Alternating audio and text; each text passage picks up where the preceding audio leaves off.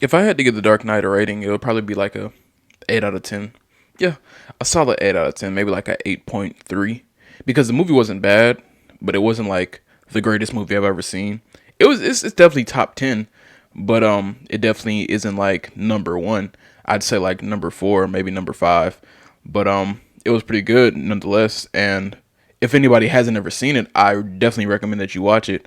But before you do, I definitely recommend that you watch Batman Begins and then go watch The Dark Knight, because certain elements in the movie aren't going to exactly make sense to you if you haven't seen Batman Begins. I'm not saying like this is like the Lord of the Rings where like you can't jump into like the third movie and think you're going to understand everything. No, like you can watch The Dark Knight by itself and be satisfied, but there are just certain things in the movie that you're just not going to explain, like something like the Scarecrow. If you haven't seen the first movie, you're not going to understand why Scarecrow's in the first scene, because he was like the main villain besides Ra's al Ghul in the first movie. So you're going to watch the movie and you're going to be confused, and if you don't know anything about the series in general, you're not going to know who Scarecrow is because he doesn't pop up after that first scene. One thing I will say though, if you do, decide to just watch The Dark Knight, you're still gonna enjoy it for the most part, even if you don't understand it. Because some people watch movies and they don't understand what's happening. That's perfectly fine. You're just watching it just to watch it. Some people enjoy their movies like that. I personally don't, but if you do that, that's up to you. So in this movie, we have like 5 main characters. We got Harvey, Bruce, the Joker, and Jim Gordon. That's 4 people, and Rachel. Also Rachel. Don't forget about Rachel. And even though the movie's really about Batman, the movie's really about Harvey. If you really think about it, the movie's really about Harvey and Joker. Mainly those 2 people. I mean, it has a little, little elements of Batman in it. He has to hold everybody together. But it's really about those 2. And a little bit of Jim Gordon. Because he ends up getting, you know. If you told me to pick the best character out of the movie, though, hands down, gotta be the Joker. Hey, yo, cue the music. Hope y'all boys good. Azunder here. Um, I think I've watched The Dark Knight at least like 5 times in the past month, and I still have no clue like how to pinpoint and talk about how crazy I think the Joker is, because I think he's one of the most developed characters in the whole series, the whole trilogy actually, and the fact that he only literally is in one of the movies, but people know the whole trilogy just because of the Joker. I kind of find that crazy, because I think it kind of shows us like how strong, how powerful this guy's performance had to be for that to even happen. Because the fact that the Joker got killed off in the second movie, but it's still like such a groundful impact on the whole thing, on the whole series. It kind of shows us, that the Joker is he kind of that dude. Like the Joker is kind of like that guy. Like if I had to like pick a fight in between like multiple supervillains and the Joker is in that fight, I'm putting all my money on him, because for some reason I feel like he gonna push through. Like the gulag to him, it ain't nothing for real. Like it's just it's like walking through Arkham Asylum for him. Or he didn't go to Arkham Asylum in the movies, but if you know what I'm talking about, you get what I'm trying to say. He's just that dude, and he always is gonna be that dude. And even in the movies, he was that dude. And I think that if they were to make another one, he would still be that dude.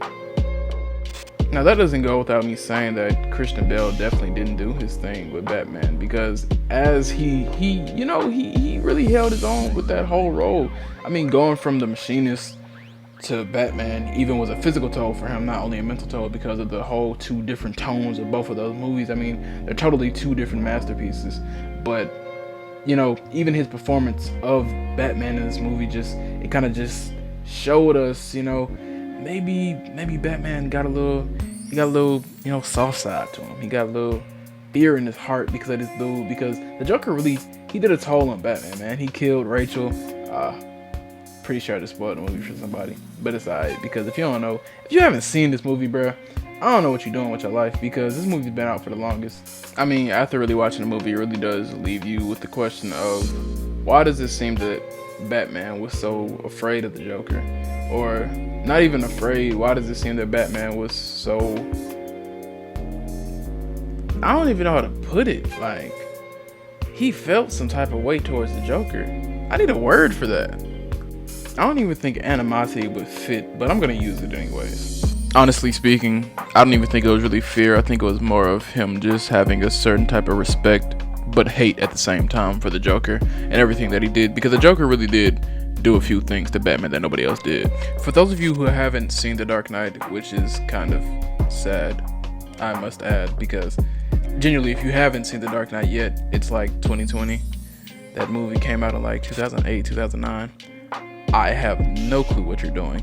Even if you aren't into superhero movies. And as a child, I was into them, yeah, but I wasn't like dead into them. Around 2008, 2009, I was like young. I was really young. I didn't watch this movie until I was like 14, 13. And the fact that a lot of people actually still haven't seen this movie kind of just drives me up the wall. Like, what are you doing with your life? Why have you not seen this masterpiece, this master class, as they call it?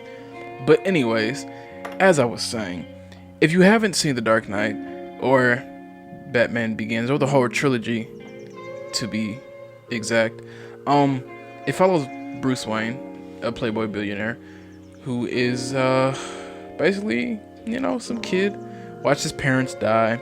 Now he wants to be a vigilante. He goes to some freaking temple in Asia. I really don't remember the first movie, I'm not gonna lie. I honestly kind of hated Batman Begins, but that's not the point. The point is that this movie has some of the best acting that I've ever seen, and its villain is, if not honestly, my favorite villain of all time. And I've watched a lot of movies. I've watched a lot of superhero movies. I've read a lot of comics. I've seen a bunch of films just in general with villains in them, and I've never seen anybody handle a villain the way that Heath Ledger handled the Joker in this movie. And honestly, with me saying that, I don't know if like it's just my obsession with superheroes that makes me say that, and maybe it's kind of been instilled in my brain because everybody else who's talked about this movie has said that the Joker is one of the best villains to ever come out of the silver screen. But I just personally believe that he was a really good villain, and there's nobody that really topped his performance as the Joker, unless of course we're counting Joaquin Phoenix. Joaquin Phoenix definitely did do a good job in his solo movie The Joker, and to me it was kind of better than Heath Ledger's, but it wasn't like, if I were to pin them against each other, I think it would kind of be a tie, because we didn't have a Batman in that movie, but we got to see the Joker shine in more areas than just his psychopathic tendencies in The Dark Knight. Because with the Joker, he had some depth to him, even though it wasn't like too much, but he had some depth to him. And I definitely think that he did, Joaquin speaking, he did a very good job with what he was given and everything, source material and so forth.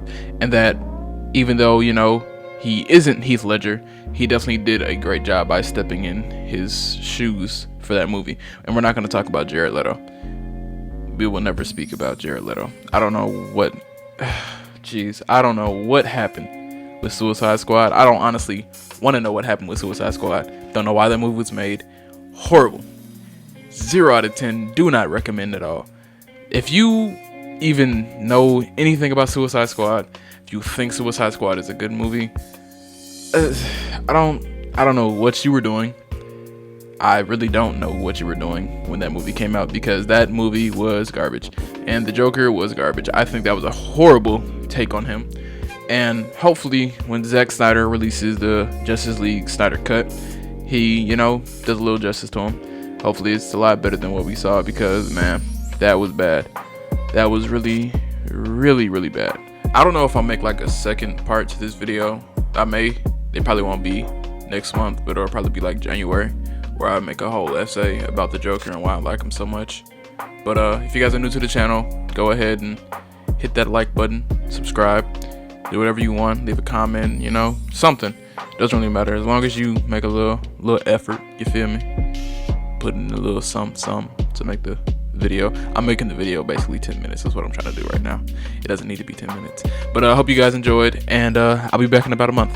So Azunder out or something. I don't know. I haven't picked a ending yet. We'll work on it though. We'll work on it. Y'all boys be safe out here, man.